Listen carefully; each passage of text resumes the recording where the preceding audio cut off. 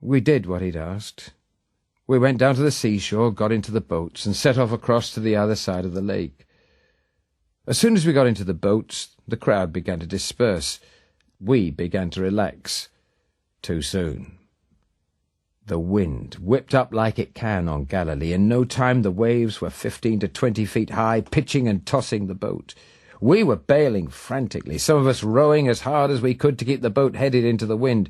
Suddenly, I remember it now as clear as it was yesterday, somebody stood up. Clinging on the halyards, they were peering through the rain and saying, "There's somebody out there." I shouted, "We can't help them, we'll be lucky not to drown ourselves." He said, "No, they're walking on the water." Then somebody else said they could see him, and of course there was only one explanation. "It's a ghost." You know what? Suddenly we all found that we hadn't been rowing before quite as hard as we thought. Now we really were rowing. Then we heard a voice. "It's all right. I'm here. Don't be afraid."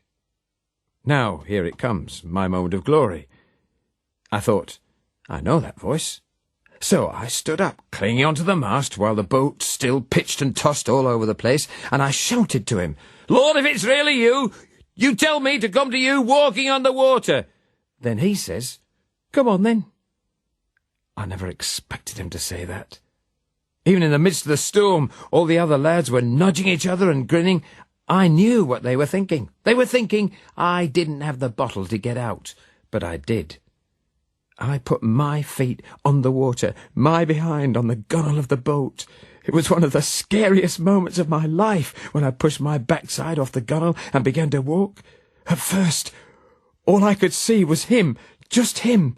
I was walking towards him. Then I thought, none of the others had dared to do what I was doing. I imagined myself telling people about this back in the wine cellars of Capernaum. What a story it would make. Then for the first time I noticed the waves and how big they were. It was one thing to see them in a boat, but another thing entirely to be walking among them.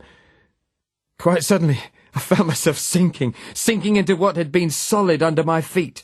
Then I was under the surface of the water, clawing my way upwards, coughing, spluttering, going down again. As I came up a second time, I screamed, "Lord, save me!" You know what? He reached out and grabbed me.